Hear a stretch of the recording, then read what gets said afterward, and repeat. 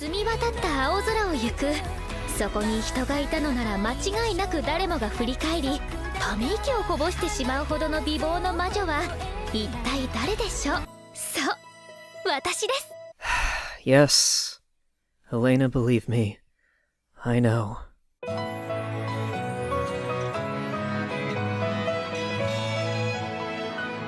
Majo no Tabi Tabi, or Wandering Witch, or The Journey of Elena, is a show I want to love, but just can't. On the one hand, it has a vibrant presentation, a sometimes endearing cast, the occasional fun and heartwarming moment, and some intriguing episodic stories. On the other hand, it is horribly inconsistent on the storytelling front.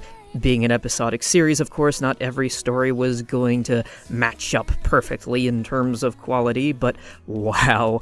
While it would be remiss of me not to mention there were some damn fine episodes, mixed in with the batch were stories that were either terribly underdeveloped or were steeped in such toxic ideas that I'm probably going to start yelling at some point in this video. The show's inconsistent nature extends to its portrayal of its main character as well, so that by the end I just wasn't sure what to make of her. All in all, it's a mess of a time, and really, it just ain't Kino.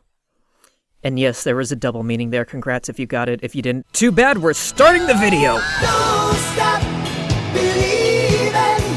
Wandering Witch started out strong enough. In fact, I'd say that its first 2 episodes are its strongest. Episode 1 works as a solid short film about a young and talented, if somewhat vain, woman coming into her own and stepping out into the world, and Episode 2 expands the show's scope, performing some important world building with the whole Witches Association thing, and introducing an important recurring side character, Saya, who is pure and I love her and must be protected at all costs. It's a promising set of episodes that, dare I say, lull you into a false sense of comfort with their pleasant atmosphere and gorgeous presentation, and prime you to explore this magical world through the eyes of a young and endearing, if somewhat vain and self-absorbed, powerful young witch. And then episodes 3 and 4 happen, and things, to put it mildly, take a dark turn. These are the episodes where Wandering Witch pulls back the curtain and shows that this world has some fucky things going on. Of those 2 episodes, 4 is actually pretty good, perhaps one of the show's strongest, presenting a tantalizing mystery before revealing its wicked machinations, and it's in that revelation that the show manages to provide some actual commentary about power and greed. But episode 3 was where the show really started to worry me, because while it did show the darker side of Elena's world, it seemingly had nothing to say about that darker side other than that it exists, I guess. So let's take this one at a time. Episode 4, The Princess Without Subjects, finds Elena entering a city absent of any inhabitants, and a castle sealed off from the rest of the city by magic. And when she enters the castle, she finds a lone amnesiac woman who tells her, and soon shows her, that at night a fearsome monster rampages through the city, and it's the reason why she's the only living thing left. In short, they soon concoct and enact a plan to kill the monster, but in so doing, the amnesiac woman regains her memories. She was the princess of the kingdom and fell in love with a commoner, a baker. King Daddy didn't like that very much and had the baker killed, and in retaliation the princess turned him into that monster and wiped her own memory, leaving him to destroy his kingdom and her to wander his halls. Having slain her father the monster and regained her memories, the princess then starts to go cuckoo for Cocoa Puffs as Elena books it the hell out of there. This episode works, at least for me, because it reads as a fable of love, power, and corruption. Power is often said to corrupt or reveal one's true nature. The fabled king-turned-monster of The Princess Without Subjects reflects how the corrupt often exert power for the sake of preserving it. Many tyrants throughout history have wielded their power against their own people for the sake of staying in power. Despite a leader's role being to protect their people, too often they've done naught but hurt them. It would seem nonsensical, especially since it usually goes against their own self-interest to antagonize the very people they need to defend in their efforts to consolidate power, but too often greed, corruption, and self-obsession take precedence over the things that matter. Sure, it's all too clear in retrospect that Caligula probably shouldn't have ramped up executions and antagonized the Senate like he did, but he did, and we all know where he ended up. Abuse your power and beware of the consequences. As the king of the princess without subjects discovered, kill one of your people, kill all of your people for how good a ruler you are. This episode works as a fable not just because it shows a bad thing that happened, but because it explored the consequences of greed met with power, the fallout of an egocentric decision as a warning against such actions. I wouldn't go so far as to say it's especially deep or subtle, but it is, something. It says something, even if that something is obvious. And if the rest of the episodes had met that standard, why, this series would be nothing short of great. But alas, not all of them did. The earliest example of an episode falling short of that benchmark being episode 3. Now, episode 3 actually has 2 stories, but we're only going to focus on one because the other one, about a field of very deadly flowers, is just sort of whatever. The story that we need to focus on is Bottled Happiness. So, Elena wanders into a small village and meets this girl who looks dead inside and a boy who's in love with her. They take her to their home and meet the boy's dad, and it turns out the girl is the dad's slave. Her name is Nino, by the way. And on top of any form of slavery being morally abhorrent, the father is demonstrably abusive toward the girl, and it's implied that he also sexually abuses her. And the boy's complicit in all of that, despite his proclamations of love. And Elena, great and powerful witch who thinks she's the shit and recognizes all of that as bad, has a meal with them and then just leaves without doing anything, and that's that. Fucking oh dear. So, oh god, the issue I take with this whole affair is that this story doesn't really say anything, and I hesitate to say that because I don't want to come off as one of those nitpicky YouTube critics who bury their heads in the sand and refuse to critically engage with the media they consume, as I always strive to be, not that, but try as I might, I cannot for the life of me tell what point or message this sordid affair was trying to convey, other than, wow, slavery sure sucks, huh? And yeah, no shit, Sherlock. I'm not against media exploring controversial or heavy topics. Storytelling is often the most important medium at our disposal for wrestling with the ugliest parts of life. As it happens, just recently I read the novel Beloved by Toni Morrison, which is a haunting portrayal of the post-slavery life of a black woman and her daughter, a novel which isn't just content to say slavery bad, but makes a point of illustrating the lifelong physical and psychological consequences that endure as a result of that trauma, how those consequences reverberate throughout the family and surrounding community. In other words, the novel, says something. So the issue with this episode of Wandering Witch is not that, it has a bad thing in it. It's that it had the gall to introduce slavery as a normal part of this world and not say or do anything about it. It just shows us that it's there and moves on, leaving us with only one possible takeaway. Well, gee, that sure does suck, doesn't it? And what, pray tell, is the value of simply stating the obvious like that? Because I sure as shit cannot see it. Now, it would be remiss of me not to mention a potential counter-argument to all of this, that this episode and others like it are intentionally open-ended. In other words, the writer intentionally left blanks for the viewer to fill in, forced us to engage on a deeper level with the narrative than providing straightforward answers would have allowed for. There is, however, a fine line between open-ended and just plain incomplete storytelling, and I would argue that in episodes like episode 3, Wandering Witch trips up all over itself and tumbles headfirst into the ambiguous abyss. And trying to dissect what exactly makes for a satisfying open-ended narrative is too large a task to concisely get into without derailing this video entirely, but I can provide a couple of easy examples. For a story that never, too bluntly, spells out the answers to the questions it poses, you can look to a film like Annihilation, which uses its high-concept sci-fi narrative as an extended metaphor about the existential horror of our very selves changing. See Dan Olson's breakdown for further details. And when you want to focus on one loose thread, say an open-ended ending, what better example of such a thing done right is there than that of The Sopranos? As the one good YouTuber Lindsay Ellis put it, Tony might have died in the moment it cut to black, or he may just have had a boring dinner. But as long as he's stuck in that life, he'll always be living on a knife's edge. In other words, The Sopranos recognized that the literal narrative threads it left hanging didn't really matter, and used its ambiguous ending to further solidify some of the narrative's driving themes. But the slave story of Wandering Witch did none of that. No clear overarching themes tie the whole narrative together, and the ending rather than solidifying any theme through its ambiguity, just left the story feeling incomplete. The episode needed one more narrative beat to feel complete. Maybe Nino tries to run away, or maybe the boy stands up to his father, or maybe Elena narrates about the state of slavery in the world. I don't know, something.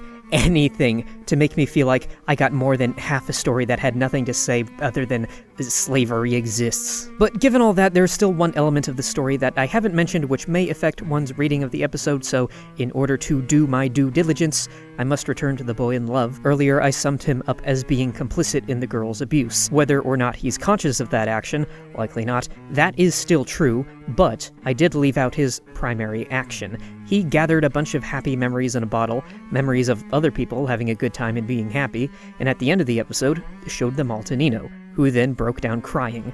So then, by showing us that and then providing no resolution, what is the story saying? Because slavery sure sucks is coming through loud and clear, but I'm not sure much else is.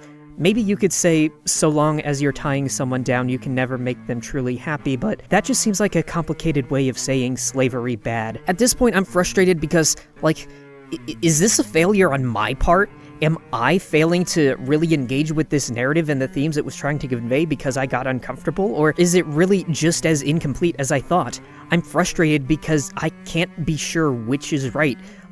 Maybe this is a reflection on me more than anything. Maybe I missed something. I'm not infallible, and I challenge you to prove me wrong, but I can't get over this frustration that this episode was so haunting yet seemingly had so little to say, and after that frustration, I still have 9 episodes of this show to try to parse. As an aside, episode 3 is also the point where I really started questioning Elena as a character. Up until this point, she'd definitely been a personality, what with her self-absorbed aloofness and all, and while I know that turned some people off, I found her antics to be endearing enough, but then this episode happens and she witnesses actual crimes being done, and she has the power to do something about it, and she chooses to do nothing.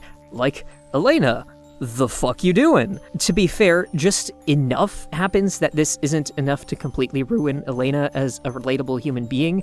There's this one point in the episode where she very clearly wants to kill this man, and frankly, I would have been on board with that, but then she doesn't. And the failing here is that we don't know why. We can infer that there's some rule related to her occupation staying her hand, but the episode never makes that clear. I shouldn't have to say this, but you shouldn't leave it up to interpretation whether your main character is either A, held back from combating human rights violations by bureaucracy, or B, complicit in those human rights violations. So at this point, we've got a mixed bag of a series, right? On the one hand, it has stellar presentation and occasional decent storytelling chops. When Wandering Witch is committed to exploring its world as it's its premise, it can be quite successful in doing so, laying out distinct characters and settings to tell unique narratives that could only be told within such an episodic structure. But then, it doesn't always commit to its narratives, failing to flesh them out in its rush to establish whatever setting or problem is next, in so doing leaving us with little narrative to digest other than just a setting or just a bad thing. And the rest of the series is plagued by this inconsistency. For every story like The Land of Truth Tellers, a story about the fallout of good intentions, you'll have stories like The Grape Stomping Girl, which is trite and stupid and dumb and I don't like it. And if the whole series was just like that, a series of episodic explorations that only occasionally came up short, I think I would have come out of it feeling mostly positive. Still some complaints, but nothing enough to override the positive vibes. But fucking then, episode 9 happens, A Deep Sorrow from the Past, and oh boy did this episode miss the mark. In fact, it was the exact opposite of a home run, where instead of hitting the ball out of the park, the ball somehow flies into the audience behind the batter and collides right into a child's forehead, killing her instantly. That's right, people, it's time to talk about the fucking child murder! Okay. There's a whole lot of yikes going on in this episode, and we don't have time to unpack all of that! But to even give you a basic idea of why this episode is all sorts of nope, we're going to have to establish a lot of context, so strap in. A Deep Sorrow from the Past finds Elena in a new town, and she meets a fellow witch, Estelle, who has a job for her. In brief, once upon a time, Estelle killed her best friend who, as a child, was abused by her uncle after her parents were murdered, and her abuse turned her into a crazed killer. And that's not even half of it. Estelle wants to go back in time and save her friend by saving her parents, and she needs extra magic power, read Elena's, to do that. And Elena's like, "Aight, cool." So they go back in time and try to do that. Estelle leads the parents away, and then...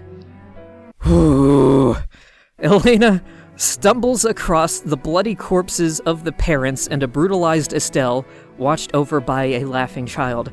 As it turns out, the kid was being abused by the parents too, and then a distraught Estelle somehow decides that that means the kid was always a monster and proceeds to bloodily and brutally murder this child victim of abuse in such an insanely violent manner that even Goblin Slayer would blush. Fuck! So, there's a whole lot wrong here. Most obviously, there's the trite, tired, played out, very bad narrative of abuse and trauma as cyclical. Stories like this reflect a toxic mindset wherein once someone is forced into an abusive or traumatic circumstance, they're doomed to repeat it, so they're not worth saving and you might as well give up on them. As one writer put it, abuse is often presented as the trigger for the subsequent horror, as the act which creates the monster, rather than a source of horror in its own right. This is seen when Estelle gives up on the child immediately after she retaliates against her abusers. Not only does Estelle believe the victim of abuse to be a monster, but the show goes out of its way to portray this child victim of abuse to be as cartoonishly sadistic as possible. All of this falsely portrays the child as a villain that needs to be put down like Old Yeller, when the true horror is, of course, the abuse that she suffered. And all of that is made even more gross by the fact that the episode seemingly doesn't realize what it's doing. It portrays Estelle as the tragic hero and victim of this narrative, when, of course, her feelings, the feelings of a child murderer, are perhaps the last thing warranting focus. Estelle screams about her feelings as she brutally murders this child, screams about how hurt and betrayed she feels, and by focusing on Estelle, the episode seemingly wants us to empathize with her, to view this as a tragedy from her perspective, but it doesn't realize that her perspective is stupid and wrong, because Estelle's not a victim, and she wasn't betrayed. The child retaliating against her abusers is still the victim, and being a child still has her whole life ahead of her. Instead of being blamed, she should be loved and protected. She needs help to cope with her trauma, to heal and move on, but instead her seeming best friend views her, a victim of abuse, as nothing more than an abuser herself, and fucking murders her for it! The episode wants us to believe that it's a tragedy that this woman has to kill her best friend twice, but the real tragedy is that this episode doesn't realize it's pushing a trite narrative of victims of abuse being unworthy of empathy and love, as being monsters that need to be put down because of horrible circumstances outside of their control, and that fucking sucks. Okay, calm down. God, I'm turning into angry YouTube person. How to... Oh, jeez. Okay, so, what sort of a show are we left with after that travesty? One which I'm not sure I want much more to do with, that's for sure.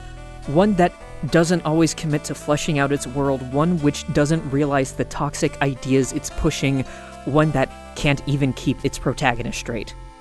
And by straight, I mean gay. Just as the quality of episodes fluctuates wildly, so too does their portrayal and my feelings on Elena herself. I guess when it comes down to it, the issue I take with Elena herself is not that she's poorly written, but rather that her flaws go unaddressed by the narrative. Because she is a flawed, narcissistic character, that much is beyond question, and sometimes it can be played for laughs or otherwise to effectively highlight elements of the world, and when utilized like that, Elena is able to act as an appropriate protagonist. One of my favorite Elena bits is in episode 6, The Land of Truth Tellers, in which Elena arrives in a country wherein no one can tell a lie.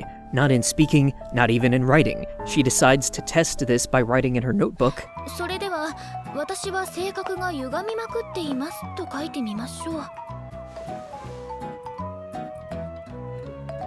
なるほど。文章でも嘘をつくことはできないのですね。 And that's funny because it reflects Elena's narcissistic self-image. She believes herself to be good and pure, so that's what she's forced to write. Not because she actually is, but because that's what she believes to be the truth. So, not only is this a good character moment, but it's also an effective narrative stepping stone, as it establishes the rules of the magic happenings that the rest of the episode is about solving. And that's efficient storytelling. The problem, then, is not just that Elena is a self-centered narcissist, as is somewhat befitting her youth. The problem is that she's never allowed to grow beyond that.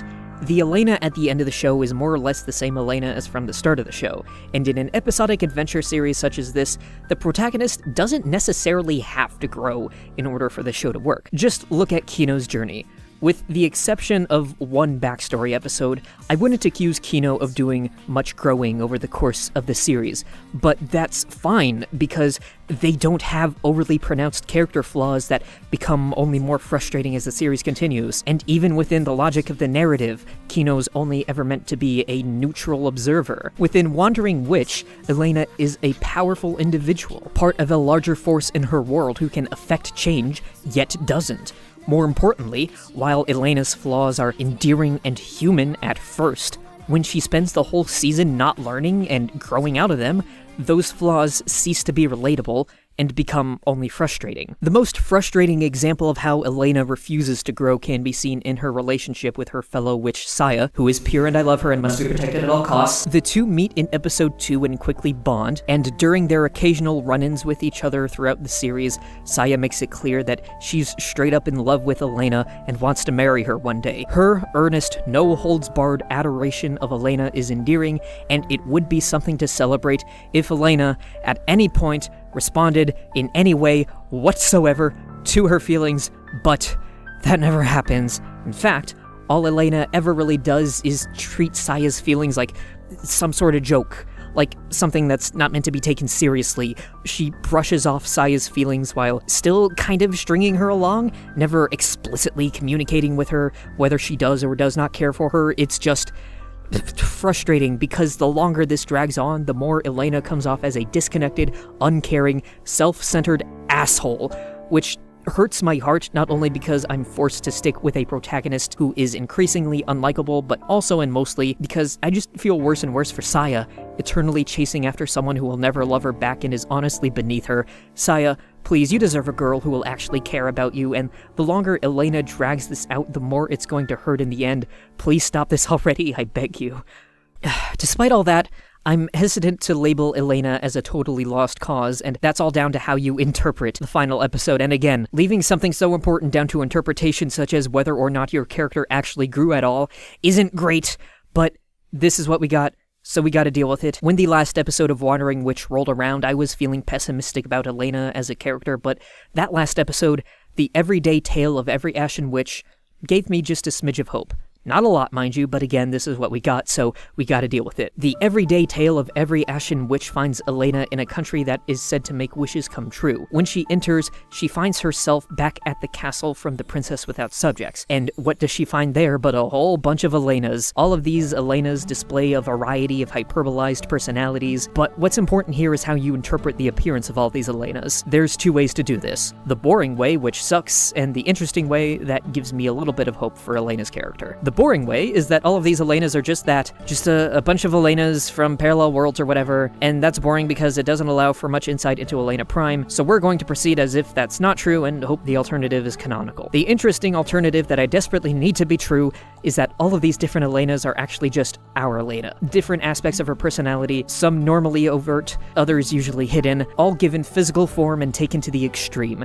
I need this interpretation to be real because it lends her character some emotional depth and humanity that are otherwise lacking. For one of these Elenas professes to being in love with Saya, which, yes please stop being an asshole to her and make her happy, please and thank you, but more importantly, there is an Elena visibly traumatized and scarred by all of the shit she's been through, especially the events of a deep sorrow from the past. The episode concludes with Elena confronting her traumatized self. After a chase, they finally sit down and have an honest conversation about, and to work through, everything that they've been through. Notably in the same spot where she first crashed into Saya, though I'm not sure the significance of that choice of setting. In any case, if you'd like this last episode finally allows Elena to vent, to get out in the open her feelings about all the horrible shit she's been through and start to work through them. It's not perfect nor conclusive, but it's a start. It's something. It allows us to finally view her as a real human with feelings who does care about the things she's seen and been party to. And even if she can't make up for the past, she can at least reconcile with it, which is about the last human action left to her at this point. That all said, I think I've said all I wanted to say about this show. In summation, Wandering Witch is at best inconsistent. When it sits down and tries, it manages to accomplish some neat world building and tell unique tales only possible in such an episodic format, and it's an undeniably strong production. But it also often fails to live up to its own standards, sometimes failing to fully reckon with the implications of the story it's telling, other times failing to make the best use of its protagonist. At the end of the day, I'm more frustrated with this show than anything. Frustrated that it could have been something great, but consistently fell just short of the mark, and one time so fucking far beneath it that it's... Ugh. Don't stop! Thanks for sitting through my rambling about a magic fantasy cartoon. Please leave your thoughts in the comments. I sure would love to hear some more positive takes about this series. I'm not sure what's up next, but I hope you'll stick around to find out anyway. Thanks again for watching, and don't forget to be gay and do crimes.